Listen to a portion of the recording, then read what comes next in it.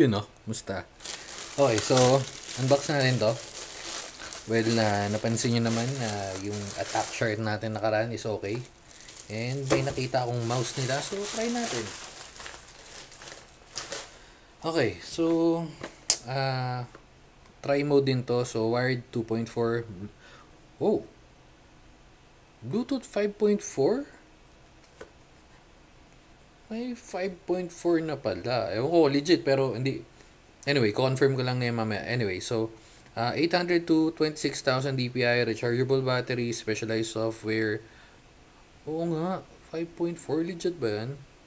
Okay, so 10 meters, wireless operating distance, comfort, blah blah blah. So yan. Attack Shark, again, ito yung ang model nito, X3 Black. Open natin.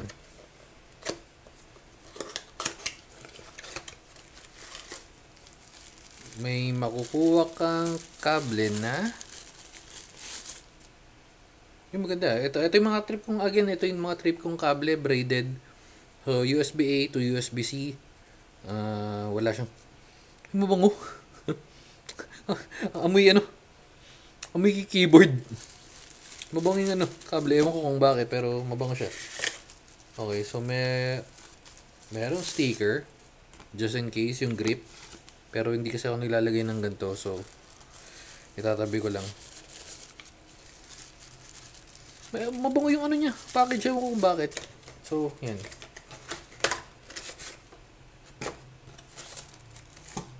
Siyempre, meron kang sakto. I-thumbnail na rin natin yan. Oops. Yan. O, sakto. Thumbnail lang tayo mabilis. Wait lang. Okay. So, meron siyang manual. Hindi naman natin madalamang gagamitin to, pero okay. At ito na yung mouse. Remove. Ay, wait lang. Ano ba to?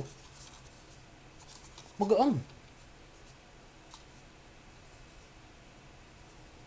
So, DPI. Red, okay. So, 2.4 red, green, blue. Okay, so walang, ayun, sorry, may ilaw. Ayun, blue. Green, 5.2. Siyempre sa red tayo, di ba? 2.4. Nasa yung dongle? Okay, so ito pala, wait lang. Sorry. Ito yung USB-C nasa harap. Okay na rin to kasi hindi mo masyado kailangan isuksok.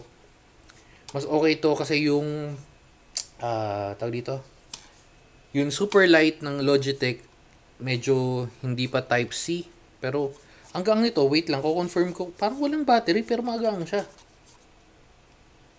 Tapos yung DPI, tsaka ang ganda, wait sabi hindi lang ganun ka-smooth, unlike nung pero ito okay din to. Itong buttons sa gilid. Wait, pakinggan nyo.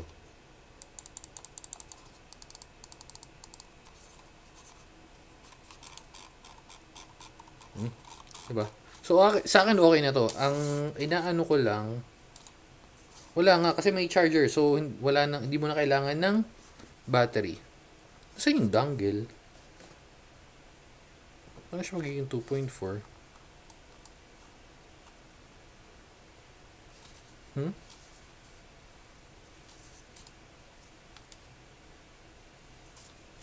So, check natin.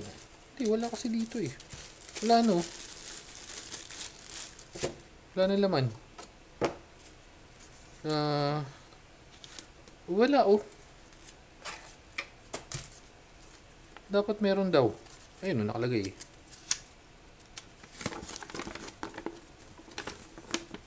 Or baka nasa ilalim.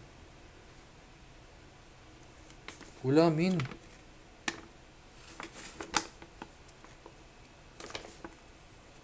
Ito mga ganito nagdadangle ako, pero wait. Wala talaga, promise. Product description. Ayun, no? Wala naman siyang paglalagyan, eh. So, nasa yung dongle nito?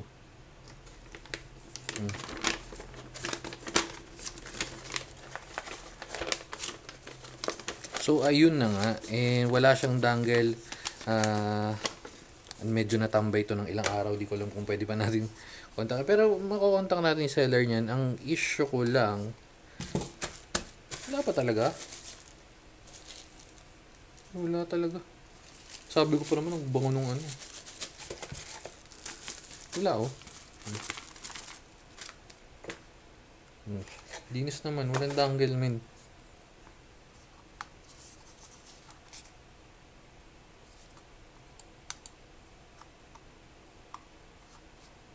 Di, iniisip ko kasi baka nakasuksok, pero wala eh. Okay, so hindi ko muna ito tatanggalin. Gusto ko kasi testingin, pero yun nga, walang dongle. So, check muna natin kung kailangan natin na balik. Although, pwede naman talaga natin balik dahil wait lang, kunin yung cellphone, pakita ko sa inyo yung presyo.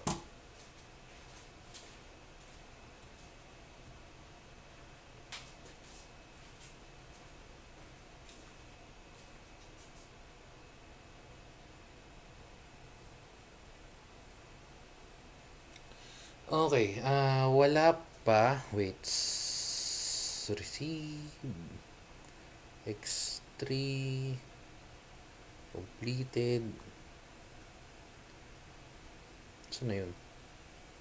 Wait. Nanap ko. Sorry. Wait lang. Ito. Yan. Pagka ganyan, presyo niya pala 1.7 pero nakuha ko ng 1.262 to be exact kasama ni shipping. Pagka ganyan, i-extend nyo lang. Tapos tsaka nyo kontakin yung oops. Lumabas yung blur na lang natin. So, yun nga. Pag-extend nyo na lang and then tsaka nyo kontakin yung seller. Pero kasi wala eh. Wala talaga oh. Ganda pa naman itsura niya.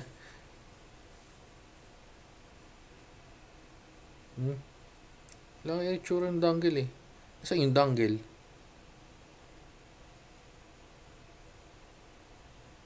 Ayun yung software.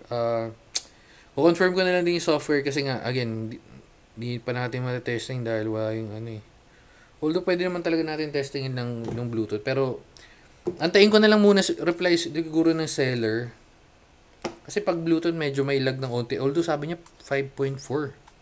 Pero yan. Ito na lang. Quick comparison na lang sa Logitech. Sorry. Naka-connect to sa PC ko. Pero kung i-compare ko ang gaang promise. Oh. Halos magkasing gaang sila. O, tas ayun yung comparison. Oh. Logitech Super Light yan. Super Light Pro. Halos parehas, di ba? Lupit nitong Attack Shark. Mas matambok lang na onte. Pero, unting-unti lang yun. Ito yung sinasabi ko, naka-micro pa to. At syempre, nakakunik kasi. Off natin muna. Ayan o. So, ilalim. Yun. Pero magang siya, promise.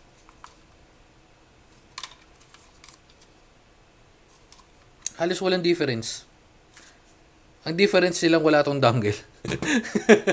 Anyway, so dito na muna natin tatapusin. Update ko kayo kung anong sasabihin ng seller. Pero dapat nga meron siyang dongle kasi nga nakalagay 2.4 dongle. Anyway, so yun na nga. Dito na natin tatapusin. For now, bye-bye na muna and babu.